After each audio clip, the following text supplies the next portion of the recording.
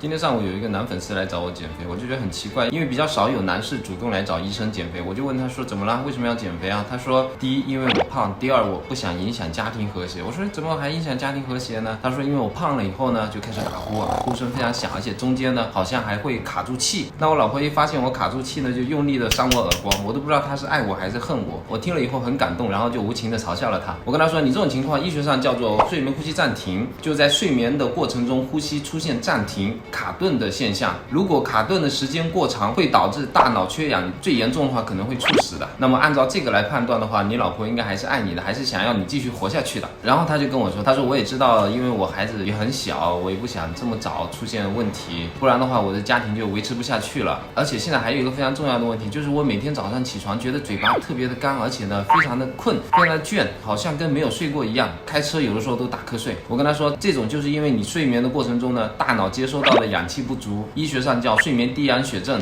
睡眠低氧血症呢，就会导致你精神不够集中。国外有一个研究结果说，晚上打呼有睡眠呼吸暂停的人，开车出车祸的风险是酒驾的7倍。所以据说美国有一个州就是不让有 OSAS 的人去开车的。所以睡眠呼吸暂停真的是很严重的一个情况，大家千万不要忽视。然后那个男粉丝就说，对啊，我现在是很重视了，但我不知道该怎么减啊。我就跟他说，我这里有一张黄色的食谱，特别适合男士的180斤以上的人用来减肥。然后呢，我另外开一点点中药辅助你。一般来说，1个月减个10斤应该问题不大的。